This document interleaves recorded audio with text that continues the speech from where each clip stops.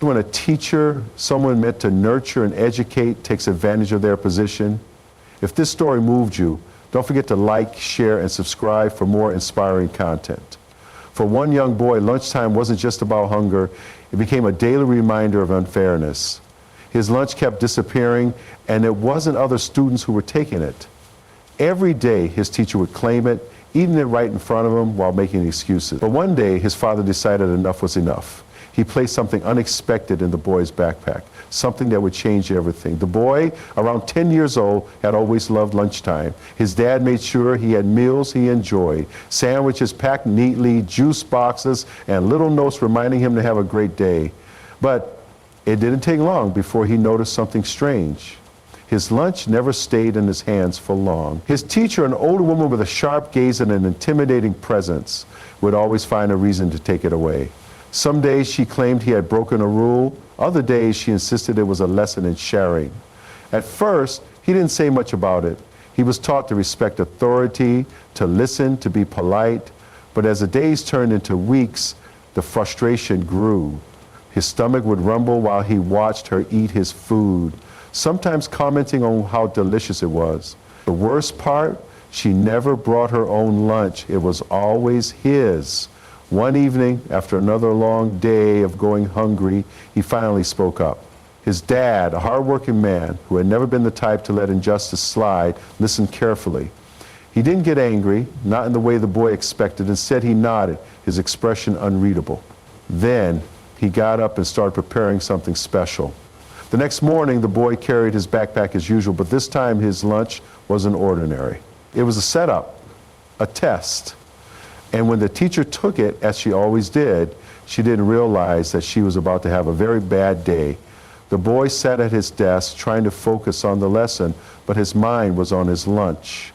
He knew what was inside that bag today, and he was nervous, excited, and a little scared all at once. His dad had packed it himself, sealing it carefully, making sure everything was in place. The moment the lunch bell rang, he reached for his bag, but just as expected, the teacher was already watching. With that same smug look, she walked over, her hand outstretched. "Hand it over," she said, her voice leaving no room for argument. The boy hesitated for just a second before placing the bag in her hand. His heart was pounding, but he kept his face calm. She opened it right there at her desk, not even waiting to go somewhere private. The other kids were watching, though most of them had learned to keep their heads down. She pulled out the sandwich first, unwrapped it, and took a big bite. The room went silent. The boy just stared, waiting. A second later, her face twisted in confusion, then panic. She coughed, eyes wide, reaching for her water bottle, but it wasn't enough. She gasped, looking down at the sandwich like it had betrayed her. The boy's dad hadn't packed just any sandwich. He had laced it with the spiciest hot sauce he could find, the kind that burned instantly, the kind that made grown men sweat after just one drop. And she had taken a full bite. Her face turned red, then almost purple. She tried to speak, but all that came out was a strangled wheeze. The boy had never seen her like this before. Flustered, powerless. She grabbed her water, chugging it down, but it didn't help. The heat only grew. A few kids covered their mouths, trying not to laugh. Others just stared, stunned. The teacher shot up from her chair, practically running to the hallway. The boy watched her go, his heart racing. He hadn't expected it to work this well. He thought she'd take a bite, maybe cough, maybe demand to know what was in it. But this was chaos. A few minutes later, another teacher came into the room, looking concerned. "Everyone, stay in your seats," she said. Mr. Taylor had to step out. The class exchanged glances, but no one spoke. The boy just sat there, trying not to smile. His stomach was still empty, but for the first time in weeks, he didn't feel powerless. Minutes passed, but the teacher didn't come back. The class stayed quiet at first, but then whispers started spreading. Some kids giggled behind their hands. Others kept sneaking glances at the door, waiting to see if she'd return. The boy just sat still, his fingers tapping lightly on his desk. He wasn't sure if he should feel guilty or victorious. Then the door swung open. The teacher walked in, but she wasn't the same. Her face was still red, her eyes watery, and there was a slight tremble in her hands.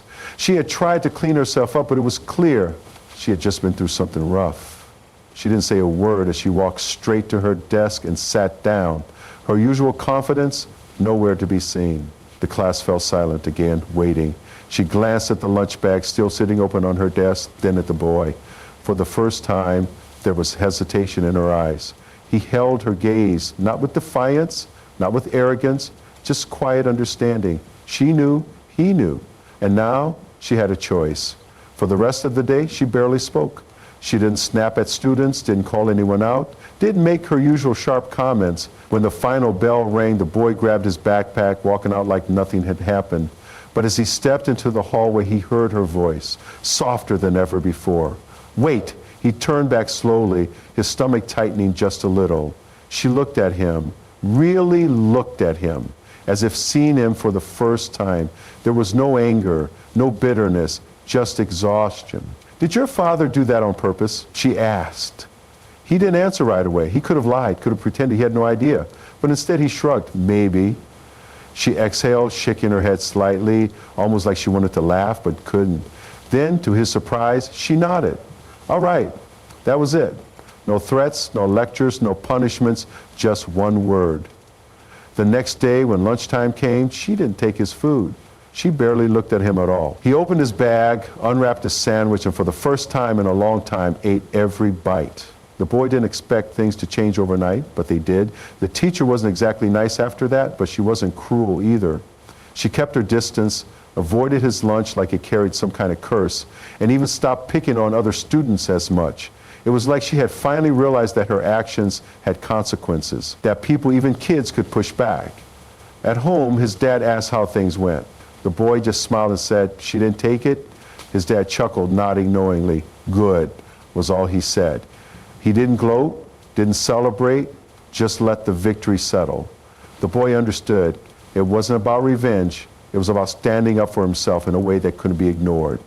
Days turned into weeks, and the teacher never spoke about the incident again. But there was a moment, just one, that stuck with him.